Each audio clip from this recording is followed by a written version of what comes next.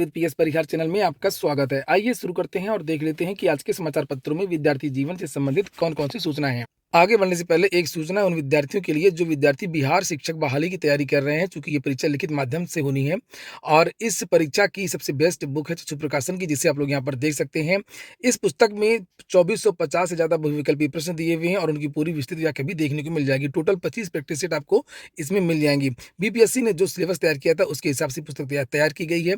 सभी कापी किताबों की दुकानों में चक्षु प्रकाशन की बिहार शिक्षक बहाली की बेस्ट बुक आपको मिल जाएगी, प्रैक्टिस सेट है।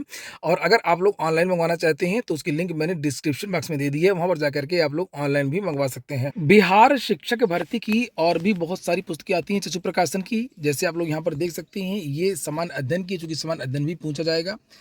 2350 से ज़्यादा इसमें प्रश्न मिल जाएंगे और उनकी पूरी विस्तृत व्याख्या मिल जाएगी। और इसी तरीके से ये लैंग्वेज की बुक है। इन दोनों पुस्तकों की लिंक भी मैंने डिस्क्रिप्शन बॉक्स में उपलब्ध करा दी है। सबसे पहली जो सूचना है वो करप्शन को लेकर के है। राजस्थान में 2021 में रीट की एक वैकेंसी आई थी और उसमें यहाँ पर लिखा है उसके बारे में कि राजस्थान शिक्षक भर्ती परीक्षा के पेपर 5 करोड़ रुपए में बेचे गए थे। ईडी ने गिरफ्तार किए गए आरोपित राम कृपाल मीणा के रिमांड के लिए अदालत में दाखिल आवेदन में यह दावा किया है। यहाँ पर असल में मामला ये है कि ये जो रीट की परीक्षा हुई थी, इसमें सरकार ने एक प्राइवेट विद्यालय के मालिक राम कृपाल मीणा, इसको डिप्टी जिला कोऑर्डिनेटर नियुक्त कर दिया था और इसने 24 सितंबर 2021 की रात को जयपुर स्थित शिक्षा संकुल में बने स्ट्रांग रूम से पेपर चुरा करके उदा राम बिश्नोई राम नाम के व्यक्ति को बेच दिया था। उसने आगे अपने नए नेटवर्क के मार्फत परीक्षार्थियों को उसको बेच दिया था। ये प्राइवेट विद्यालय वाले हमेशा यही करते हैं। आप लोगों ने देखा होगा कि उत्तर प्रदेश में भी जब कभी पेपर आउट होने या इस तरीके के करप्शन की बात आती है तो उसमें प्राइवेट और जो निजी विद्यालय होते हैं वो सबसे आगे होते हैं। तो इनको जो प्रतियोगी परीक्षाएं होती हैं, जितने भी विद्यालय, चाहे वो उत्तर प्रदेश हो, चाहे वो राजस्थान हो, चाहे वो बिहार हो, इनको दूर ही रखा जाना चाहिए। और सबसे बड़ी बात यह कि राजस्थान की सरकार ने एक प्राइवेट विद्यालय के मालिक को डिप्टी जिला कोऑर्डिनेटर नियुक्त करना ही नहीं चाहिए था। उसके जिम्मे ये स्ट्रांग रूम देना ही नहीं चाहिए था। फिलहाल ये सब लंबा जाएंगे और सरकार भी इसमें संकट में आ गई है। चुनाव भी होने वाले हैं राजस्थान में। इसके बारे में यहाँ पर लिखा भी है कि राजस्थान के शिक्षा मंत्री की अध्यक्षता में हुई बैठक में जिला स्तर पर परीक्षा कोऑर्डिनेशन कमेटी बनाने का फैसला किया गया। इनमें जिला स्तर के ही 10 सरकारी अधिकारियों को शामिल किया जाना था, लेकिन कोऑर्डिनेटर के रूप में अरविंद कुमार सिंघवा की ओर से जारी आदेश में 11वें व्यक्ति के रूप में डॉक्टर प्रदीप पराशर को जयपुर के जिला कोऑर्डिनेटर के पद पर नियुक्त कर दिया गया। अगली जो सूचना है वो उत्तर प्रदेश लोक सेवा आयोग की है। कल एपीओ भर्ती का परिणाम घोषित कर दिया गया। 69 का चयन हुआ, 25 महिलाओं का चयन हुआ 69 में से।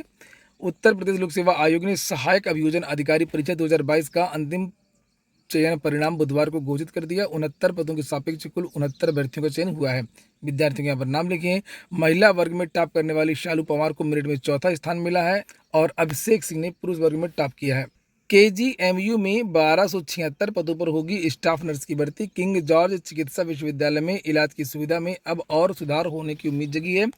संस्थान में जल्द ही स्टाफ नर्स के 1276 पदों पर स्थायी भर्ती होने जा रही है। विश्वविद्यालय प्रशासन ने बुधवार को इसका नोटिफिकेशन जारी कर दिया है।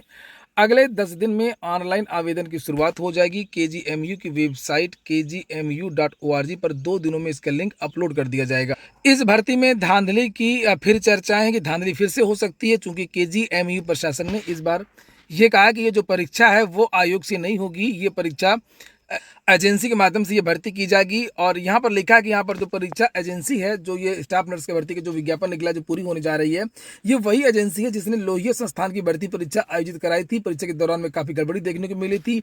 इसमें कुछ सेंटर पर दोबारा परीक्षा करानी पड़ी थी। इसे लेकर के केजीएमयू प्रशासन का कहना है कि टेंडर में सिर्फ उसी एजेंसी ने आवेदन किया है, तो इससे बचना चाहिए था। अगली जो सूचना है वो पॉलिटेक्निक प्रवेश परीक्षा 20 जुलाई से और डेट घोषित कर दी गई है। प्रदेश में नए सत्र में 2023-24 में सरकारी अनुदानित और निजी पॉलिटेक्निक संस्थानों के लिए प्रवेश परीक्षा 20 जुलाई से 5 अगस्त के बीच प्रस्तावित की गई है। पहली बार प्रदेश के 75 जिलों में प्रवेश परीक्षा के आयोजन की तैयारी चल रही है।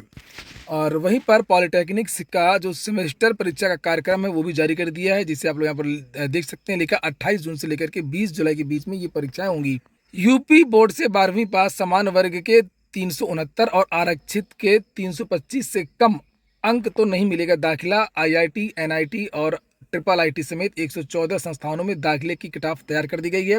देश के सभी आईआईटी, एनआईटी और ट्रिपल आईटी और सरकारी सहायता प्राप्त 114 संस्थानों में स्नातक दाखिले के लिए 12वीं कक्षा के पात्रता मापदंड के आधार पर कट ऑफ तैयार की गई है। जोसा काउंसलिंग 2023 के कट ऑफ के तहत उत्तर प्रदेश के शिक्षा बोर्ड से वर्ष 2023 में पास होने वाले छात्रों को दाखिले के लिए समान वर्ग में 369 और जो कैटेगरी हैं आरक्षण वाले जो विद्यार्थी हैं उनको 325 अंक कम से कम होना चाहिए, ये अनिवार्य है। उसके बाद में फिर लिखित परीक्षा के आधार पर जो है वो मेरिट बनेगी। राजस्थान से वैकेंसी आई है। राजस्थानी कर्मचारी चयन बोर्ड जो है वहाँ से कनिष्ठ लेखाकार और तहसील राजस्व लेखाकार की भर्ती है। न्यूनतम आयु 21 से 40 साल, जिसे आप लोग यहाँ पर देख सकते हैं। योग्यता लिखी है, चयन प्रक्रिया भी लिखी है। लिखित परीक्षा होगी, साक्षात्कार भी होगा, बहुविकल्पीय प्रश्न पूछे जाएंगे। 450 नंबर की नेगेटिव मार्किंग रहेगी। आवेदन की जो डेट है वो 27 जून से लेकर के 26 जुलाई के बीच में आप लोग आवेदन कर सकते हैं। नीचे यहाँ पर वेबसाइट भी लिखी हुई है। अगली जो सूचना है वो कंप्यूटर शिक्षक भर्ती की है। LT ग्रेड शिक्षक भर्ती की है। लिखा आयोग को नहीं मिले तो एजेंसी को कैसे मिलेंगे योग्य अभ्यर्थी। प्रदेश के जितने भी राजकीय माध्यमिक विद्यालय हैं वहाँ पर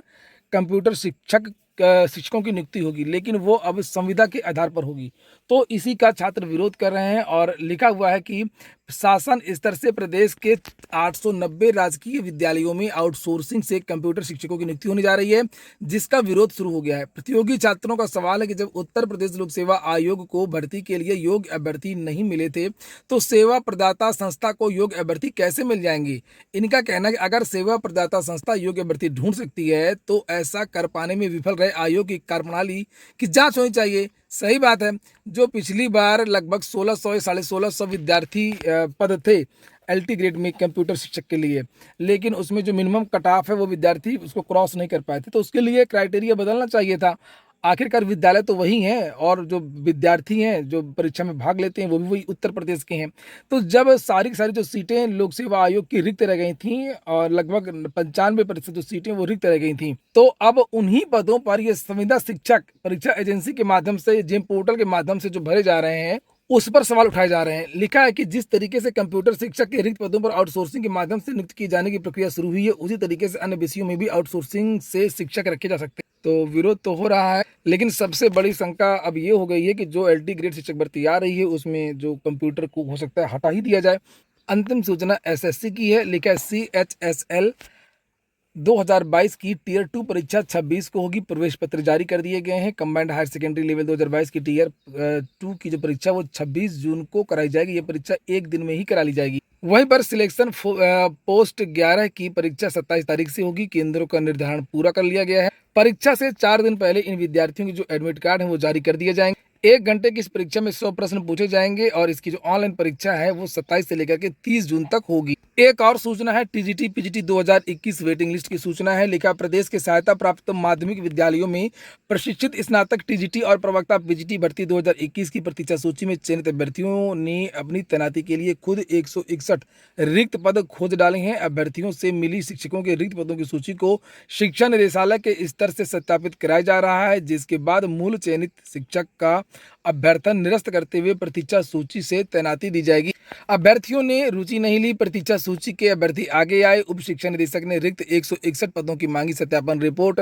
इन विद्यार्थियों ने कई बार धरना प्रदर्शन भी किया था और शिक्षा निदेशक को हाईकोर्ट ने समायोजन का अधिकार भी दिया है। 2021 TGT की जो वेटिंग लिस्ट है उसमें सबसे ज्यादा जो पद रिक्त हैं वो सामाजिक विज्ञान की हैं। यहाँ पर लिखा है कि 70 से अधिक TGT सामाजिक विज्ञान के पद रिक्त हैं। इसके अलावा गणित के भी काफी पद खाली हैं। तो जो विद्यार्थी ज्वाइन नहीं करते हैं, जो पद रिक्त रहते हैं उसमें प्रतीक्षा सूची का नियम है, लेकिन फिर भी इस नियमावली का पालन नहीं किया जा रहा है। और ये हो गया आज का वीडियो आपको अच्छा लगा हो तो वीडियो को लाइक कर दें। जिन छात्रों ने चैनल को सब्सक्राइब ना किया हो तो सब्सक्राइब कर लें। पूरा वीडियो सुनने के लिए बहुत बहुत धन्यवाद।